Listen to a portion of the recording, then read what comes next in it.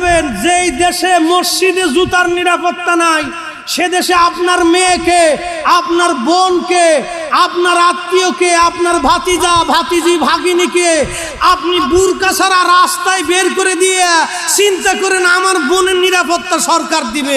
সরকারের এত দায় থাকছে না, বুরকা মাথার থেকে পা পর্যন্ত দিতে হবে।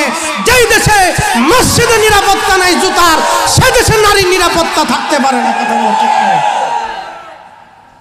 আপনি বুরকা ছাড়িয়ে দিয়া সে মেয়ের উন্না থাকে পিছে, মেয়ে থেকে সামনে সামনে, আর বাপে বাম রিক্সার বাম পাশে পাশে সরাই দেখা করে শহরের বলাবার দেখ আমার মাইয়া খুব সুন্দর।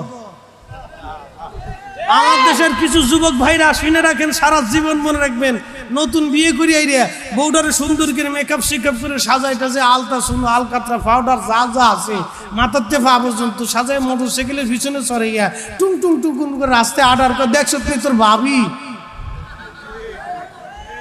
কি কথা করলে দুস্থ দেখছো তুই তোর ভাবি রলে আছি ভাবি ভাবি এমনি করে তোর ভাবি মানে দেখাইতেছে এদিকে গরু কুরবানির গরু নাকি যে সাজাই গুজাই রাস্তা লিয়ে যাইবেন। আর মানুষ জিজ্ঞেস কত রে 5 লাখ, কত রে 2.5 লাখ, কত রে 3 লাখ। আপনার বউ কি কুরবানির গরু নাকি যেটা সাজায় রাস্তা দিয়ে দেখাই তৈব?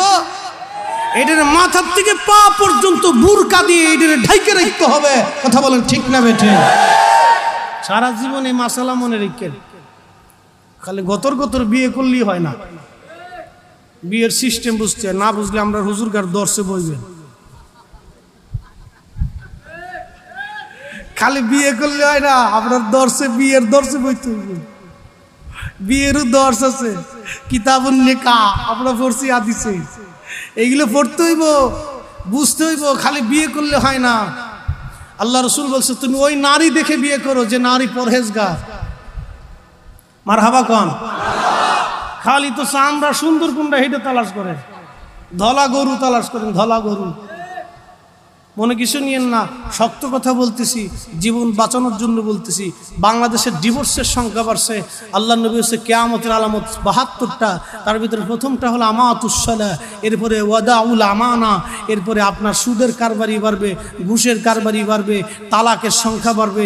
সারা বাংলাদেশে প্রত্যেকটা কোর্ট আর আদালতে যা দেখবেন খালি তালাক নিয়ে ঝামেলা, খালি তালাক নিয়ে ঝামেলা, খালি বউ আর স্বামী স্ত্রীর কিলিকিলি মারামারি ফাটাফাটি খুনাখুনি। যদি বাংলাদেশে অস্ত্রের লাইসেন্স থাকতো তাহলে বউ আর স্বামী স্ত্রী রাস্তায় গুলাগুলি করতো।